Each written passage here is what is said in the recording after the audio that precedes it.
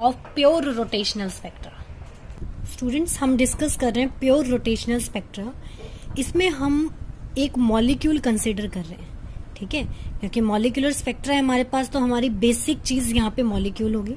Molecule में हम diatomic molecule consider करेंगे। स्टूडेंट, डायटोमिक में आपको पता ही है, हम इस तरीके से लेंगे कि हमारे पास दो एटम्स हैं, this one and this one. एक का मास हमने m1 से डिनोट किया है और एक का मास हमने m2 से डिनोट किया है, ठीक है, और ये इन दोनों के बीच की बॉन्ड लेंथ होगी। क्लियर? अब हमने क्या किया, इसको एक रिजिड रोटेटर की तरह लेट किया है, ठीक है। We have consider a simplest model of rotating diatomic molecule that is a rigid rotator. Means यहाँ पे हम अपने एटम को जो स्टडी करेंगे ना स्टूडेंट, तो हम ये मान के चल रहे हैं कि उसका कंपैरिजन हम रिजिड रोटेटर से कर रहे हैं, ठीक है।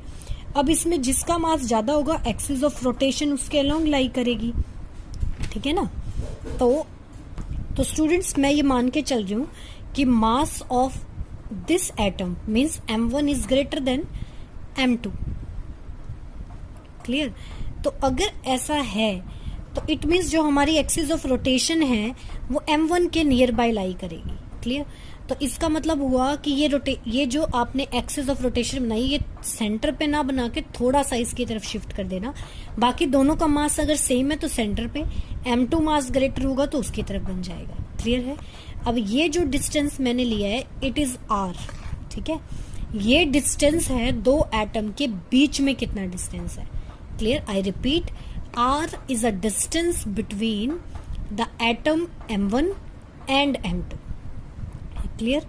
अब ये मैंने डिस्टेंस ले लिया r1 और ये डिस्टेंस ले लिया r2, ठीक है। मीन्स एक्सिस ऑफ रोटेशन से m1 जो मास है हमारा एटम है उसका डिस्टेंस r1 और जो एटम जिसका मास m2 है उसका डिस्टेंस कितना ले लिया हमने, r2। तो स्टूडेंट्स, सेंटर ऑफ मास की डेफिनेशन के अकॉर्डिंग आपको पता है m1 r1 is equals to m2 r2 होता है। क्लियर? और अगर आप डायग्राम देखो तो r की वैल्यू कितनी होती है, r1 प्लस r2, ये चीज होती है। अब इन दोनों इक्वेशन को यूज करके मुझे वैल्यू निकालनी है r1 की और r2 की। किसकी टर्म में निकालेंगे हम? उसमें आना चाहिए m1 m2 और r, ठीक है। क्योंकि अगर देखा जाए एटम में तो ये एक्सिस ऑफ रोटेशन जो है ये हमने अभी लेट की है, क्योंकि हमने उसको रिजिड रोटेटर लेट किया है, ठीक है। वो रोटेट करेंगे, बट ये चीज जो है ये फिक्स है ना, और ये आपको पता होती है हर एटम के सिस्टम में। तो इसलिए मैं चाहती हूँ कि हमारा रिजल्ट में r1 r2 ना आए, हमारा रिजल्ट जो आए वो r m1 और m2 में आए, ठीक है। तो अब देखो स्टूडेंट्स, हम क्या करते हैं, हम यहाँ से r1 की वैल्यू निकाल लेते हैं। तो r1 की वैल्यू हमारे पास कितनी आ जाएगी, r माइनस r2। अब इस वैल्यू को मैं यहाँ पुट कर रही हूँ तो हमारा एक्सप्रेशन बन जाएगा दिस वन। स्टूडेंट्स, मैंने ये r1 की वैल्यू यहाँ पुट कर दी तो हमारे पास बन गया m1 r minus r2 is equal to m2 r2। अब यहाँ से मैंने m1 r की टर्म को यहीं रख लिया, r2 की टर्म इधर भी है और इस तरफ भी है, मैंने दोनों को कंबाइन कर लिया। तो हमारे पास r2 की वैल्यू स्टूडेंट्स देखो in the form of m1 m2 और r आ गई। मेरे को यही तो चाहिए था।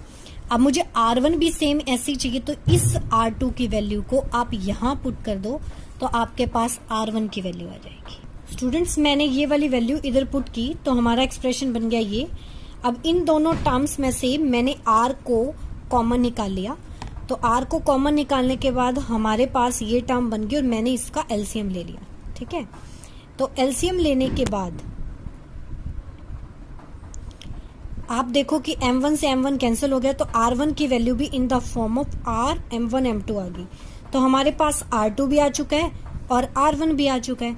अब हम निकालेंगे moment of inertia of the molecule, ठीक है। मीन्स हमें इस पूरे मॉलिक्यूल का मोमेंट ऑफ इनर्शिया चाहिए which is moving about the axis, ठीक है, विच इज रोटेटिंग, वर्ड ज्यादा बेटर रहेगा, which is rotating about this axis, ठीक है।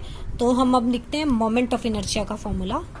तो students, moment of inertia of this molecule about the axis of rotation is given by, आपको पता है ये मॉलिक्यूल का मोमेंट ऑफ इनर्शिया का फॉर्मूला यही होता है ना, m1r1 स्क्वायर m2r2 स्क्वायर। अब स्टूडेंट्स r1 की वैल्यू ये वाली और r2 की वैल्यू ये वाली मैं इस फॉर्मूला में पुट कर रही हूँ। तो स्टूडेंट्स हमारा एक्सप्रेशन ये बन चुका है, मैंने r1 के प्लेस पे ये वैल्यू पुट कर दी और r2 के प्लेस पे भी ये वैल्यू पुट कर दी। तो अगर अब आप ध्यान से देखो तो आपके पास क्या क्या टर्म्स कॉमन आ रही हैं।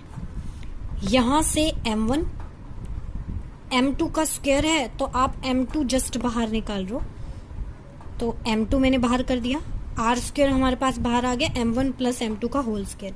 तो यहां सिर्फ एक m2 रह गया, उसको मैंने रख लिया। सेम ऐसे ही अगर आप, तो इस टर्म में हमारे पास m2 m1 कॉमन तो आ रहे हैं बट m1 का स्क्वायर है ना, तो एक m1 इधर आ गया एक इधर आ गया, तो कॉमन निकालने के बाद हमारे पास ये चीज बन चुकी है। अब इसमें ये वाली टर्म इस स्क्वायर से कैंसल आउट हो जाएगी, तो हमारे पास एक्सप्रेशन रह जाएगा। तो स्टूडेंट्स मैंने इस तरीके से कॉमन निकाल लिया। अब ये जो टर्म बन रही है that is known as mu, और म्यू आपको पता है ये क्या होता है, रिड्यूस्ड मास। तो हमारे पास मोमेंट ऑफ इनर्शिया पूरे सिस्टम का आ गया ये, ठीक है। अब मैं इस इक्वेशन के बेसिस पे ये कह सकती हूँ कि diatomic molecule is equivalent to a single point mass, ठीक है, सिंगल पॉइंट मास है ये, ठीक है, जिसका मास हमने म्यू लिखा है और ये एक्सिस ऑफ रोटेशन से एक फिक्स डिस्टेंस आर पे है और रोटेट कर रहा है। तो ऐसे सिस्टम को ही तो स्टूडेंट्स रिजिड रोटेटर बोला जाता है, ठीक है। तो हमने यहाँ पे जस्टिफिकेशन दी है कि पहले हमने अपने जो हमारा एटम थे दो, यहाँ पे हमने लिया था स्टूडेंट्स, ये एटम का सिस्टम था हमारा, हमने क्या किया इस पूरे एटॉमिक सिस्टम को एक रिजिड रोटेटर माना। तो उसके लिए हमने इस तरीके से जस्टिफिकेशन दी कि yes we can say diatomic molecule is equivalent to a rigid rotator. Clear. अब अगर वो रिजिड रोटेटर है तो हम उसके एनर्जी के एक्सप्रेशंस को यहाँ पे यूज कर सकते हैं। तो हमारे पास एनर्जी जो आएगी, तो स्टूडेंट्स रोटेशनल एनर्जी जो हमारे सिस्टम की होगी उसका फॉर्मूला हम ये लिख सकते हैं, E is equals to 1/2 I omega square. यहाँ पे I moment of inertia, omega जो आपके पास वो एंगुलर फ्रीक्वेंसी या एंगुलर वेलोसिटी, आप कुछ भी बोल सकते हो इन दोनों में से। एल आपके पास एंगुलर मोमेंटम है सिस्टम का about its axis of rotation जो हमने ली है। अब यहाँ से अगर मैं ओमेगा की वैल्यू निकालूं तो आ जाएगी L/I। मैंने इस वैल्यू को यहाँ पुट कर दिया, तो स्टूडेंट्स हमारे पास ये बन गया, एक आई की वैल्यू एक आई से कैंसिल हो जाएगी, तो हमारे पास ई की वैल्यू आ गई L²/2I, ठीक है। अगर हम क्वांटम मैकेनिकल ट्रीटमेंट देखते हैं तो L की वैल्यू होती है स्टूडेंट्स दिस वन। अब यहाँ पे ये J जो है ना, ये टोटल एंगुलर मोमेंटम नहीं है, ध्यान रखना, ये हमारे पास रोटेशनल क्वांटम नंबर है। जैसे आप N लेते थे ना, एनर्जी लेवल डायग्राम बनाया होगा आपने एटम्स का, तो वहां पे आपने N लिया था, और मॉलिक्यूल्स में रोटेशनल एनर्जी को हम किससे शो करते हैं, J से। ध्यान रखना J की वैल्यू 0 से स्टार्ट होगी। तो स्टूडेंट्स अब मैं L की इस वैल्यू को यहाँ पुट कर रही हूँ, तो हमारे पास एक्सप्रेशन बनेगा।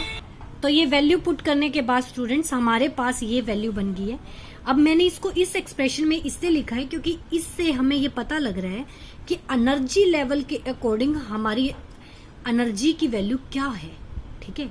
यहाँ आप आई की वैल्यू भी पुट कर सकते हो। तो इससे हमें पता लग रहा है कि जैसे जैसे J इंक्रीज होगा वैसे वैसे E की वैल्यू भी इंक्रीज होगी, ठीक है, और according to square term increase होगी। अगर आप देखो तो J स्क्वायर आएगा यहाँ पे, ठीक है। तो हम ये कह सकते हैं कि रोटेशनल एनर्जी लेवल के बीच का गैप सेम नहीं होगा, जैसे जैसे J की वैल्यू इंक्रीज होगी द गैप विल इंक्रीज, ठीक है। अब आप अगर J को 0 पुट करते हो इस टर्म में तो आपके पास एनर्जी आ जाएगी E0। J को 1 पुट करोगे आप तो आपके पास एनर्जी आ जाएगी फर्स्ट लेवल की। इस तरीके से J2 पुट करने पे आपके पास third level, fourth level, so on. Means इस तरीके से हम रोटेशनल एनर्जी लेवल की एनर्जीज निकाल सकते हैं।